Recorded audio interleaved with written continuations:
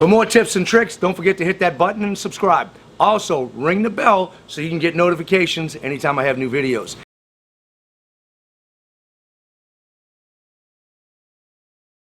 Make sure you guys stick around to the end of the video because I'm going to give away 2 entire kits. That means you get an Easy Pro Texture gun, which is super cool. You're going to have 2 bags of orange peel texture and a mixer for paints. And this is going to blow your mind. Check it out at the end of the video, drop a comment, and you could be a winner. This is all cut out and ready to float. But what I want to do is get these wires out the way. So I'm using a tie wrap.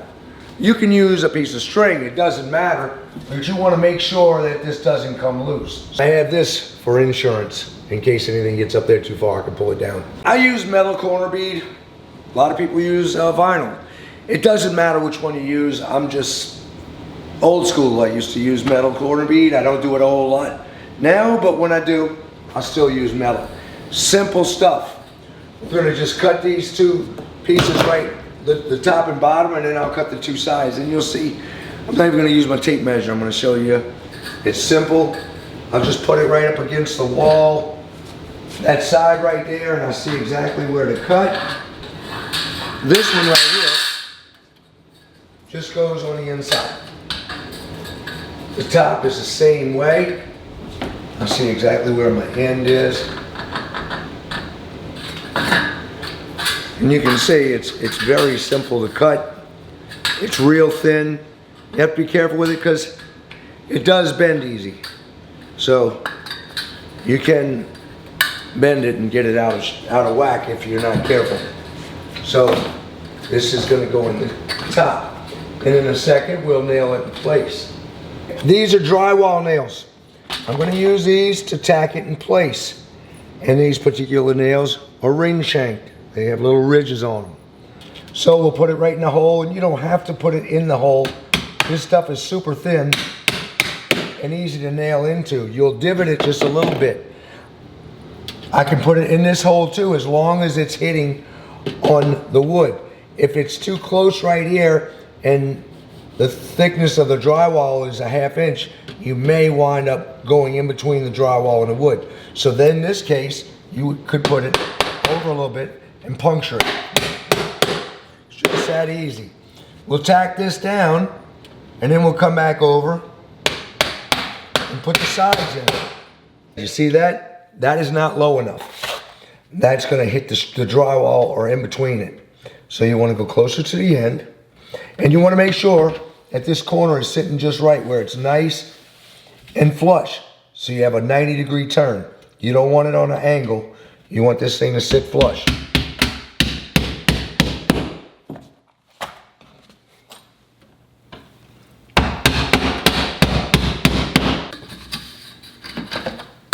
Same thing with the top. Push it tight, make sure your corner looks good, then you just pop your nails in. Even I can do this.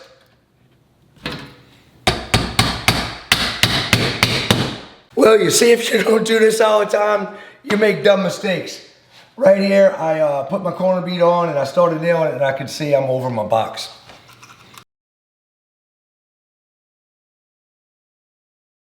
For this one, I'm going to use my straight snips.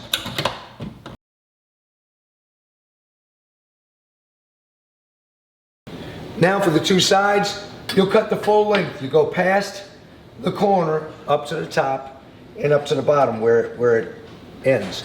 And you also, it doesn't matter if you're a little bit over, it's not going to hurt, but you want to cover that.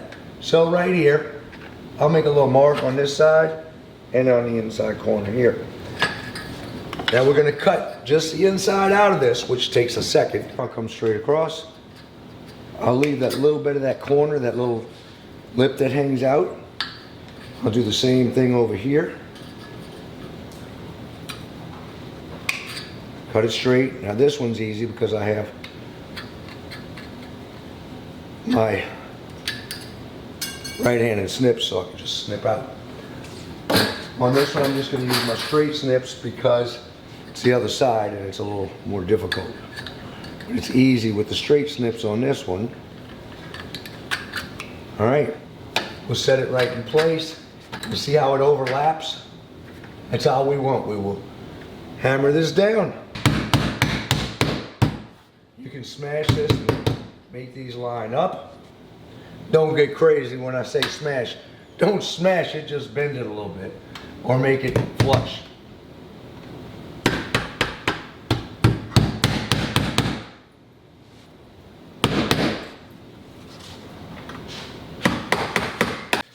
Make sure you push it down and keep it tight. You don't want to put a nail up top and then at the bottom, because you could have a little waffle in there and this will bow out. If you have any kind of bows, put a nail on it because it's going to crack right there. So you want to make sure you keep it tight and you work your way down. You don't put a nail up top and a nail on the bottom. Work your way down. Next, I'm going to sand this area right here. 220 grit is good because it won't make a lot of dust. All I'm doing is knocking the tips off, just smoothing it out. It already has paint, so you really won't have much dust. I'm gonna hit it real quick all the way around and make sure that you don't have any frays here. Cut them out if you have them. Take a razor blade and cut them out. And like this, sticking out, you wanna get that out because we're gonna come back over and fill this.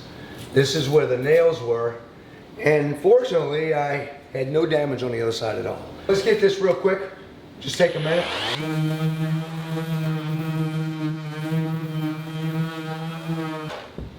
This will make it a lot easier to float in because you're not going into a real rough area. You're just gonna go right into this. If you get trash in your mud and you start going around here, you're gonna have deep tracks all over. It's gonna be a mess. So make sure you don't have any crumbs. I'll wet it and I'll wipe it down good, everything. No dust.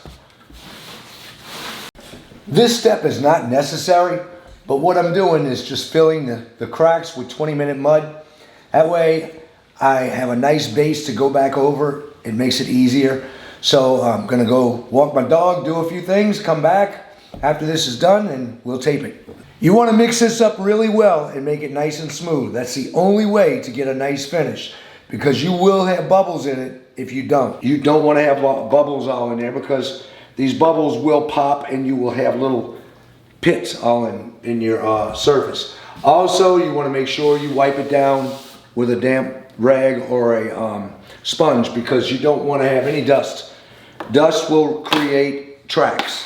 Any kind of trash will create tracks. So we're gonna just slap this on here real quick and we'll put our tape on.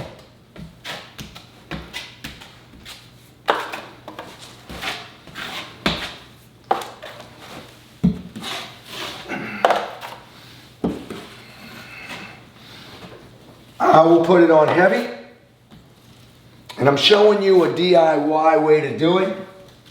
Put it on heavy, doesn't matter. Because it will come out. If you put it on too heavy with regular way of doing it with dry tape, you can have protrusions out. If you put it on heavy and you wet your tape, it's gonna squeeze it all out and it's gonna suck it to the wall really tight.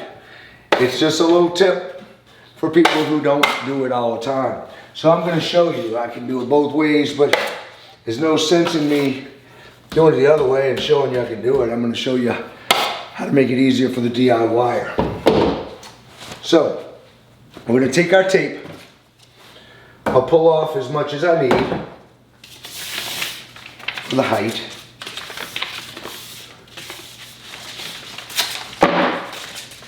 I will roll it up and I'll just whisk it in a little thing of water. I have a pot, I just dampen it. All you do is wet it. You don't have to have it saturated, you just want it damp. If it's damp, when you pull it out and you put it on the wall, you can push it on your seam. Start right here, come close to the end, push it up. You can go a little bit further, push it up. You see how it takes all of the mud out, but it squishes it in there and it sucks the paper to the wall. And for a DIYer, that's perfect because if you're not careful, you don't put enough mud behind there, you'll get an air pocket and it'll just peel right off. or you'll have bubbles in there that you have to cut out and fix when it dries. This way it sticks it to the wall, gets everything out, and it suctions. It has enough mud behind it to where it holds. Super simple if you do it this way. Here's the bottom. Push it down, hold it, and pull it up.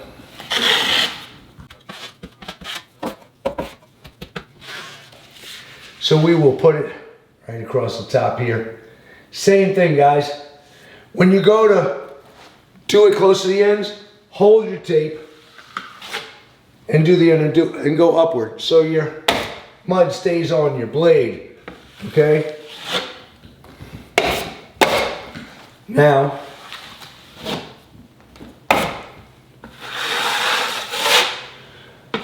guys that do this all the time, they don't need to do that. But you don't do it all the time or you wouldn't be watching this. So, if you don't do it all the time, I'm showing you an easy way to get it done correctly and it's gonna look right. Like I said, guys, if you're proficient in this, you won't have to wet it. But if you're a DIYer, I would wet it every time. And what you wanna do, not get crazy with it, drag it across. Notice, here's my wall. I'm going like this. I'm not going like this, I'm going like this. All right? So that way, you're floating it along the wall and you're not dragging it off. I'm gonna take my tape and it's made to where you can divide it. Now some people like mesh, that's okay. I always like tape.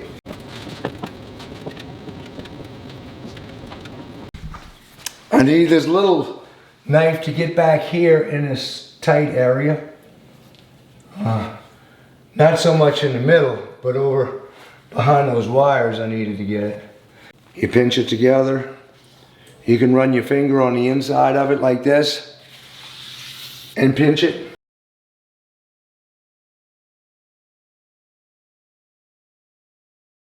We just take this and we will lightly push down on it in front of me. Normally I would just go like this, but we have these things in the way.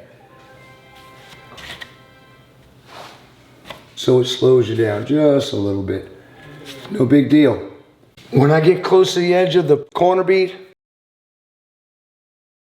I take the knife and I pull it over so it fills all the way to the end. Because if you don't, you're not filling it to the end. We put it in, it goes over the tape and it goes over the corner bead, so we're fine. That's it. We let it dry overnight. Now I'm taking my blade and I'm just gonna hit the little ridges and we're gonna knock them down. They'll knock down real easily. Once we do that, we're gonna wet it with a sponge. We'll dampen everything and then you can just really feather things out easily. And if there's anything that's a little bit higher, I'll use a sponge on it and a sanding sponge. This right here, you can just wet it a little bit, rub it on there, and we're not going to create a lot of dust. I don't want to have dust all in my living room. So if you have an area where you're not doing brand new construction, you'll want to use this when it's damp. And it's easy to feather things around. You can hit it if you want when it's dry, but you're going to create a little bit of dust. So I'm going to wet it, wipe everything down, and we'll put the second pass on it. When I dampen it, I like to feather into the texture with it wet. And that way, it blends into this. I have my mud on here. I'll get right on the end. Make sure you have a larger blade when you do this. You'll want a 6-inch taping knife and at least a 12-inch knife with a large pan. This is a 14-inch pan. Everything is set right here. It's all ready just to feather out and put the texture to match the rest of my wall. Then I just have to choose the color that I want to put on this wall. This is done. This mixer is really cool. You can take this, put it in a bag, whip it all up and it will not damage the bag, but it whips it up really well. You can also use this on a 1 gallon paint bucket because it creates a vortex when it spins, so it doesn't have to touch the bottom of the bucket. You can drop it right down close to it and it is going to spread out and create a vortex. If I do a big job and I have a spot that I saw, after everything's done, I come back, touch it up, and I'm out of the door in minutes. I'll see you guys on the next project. Don't forget to subscribe, drop a comment so you could be a winner. I'll see y'all later.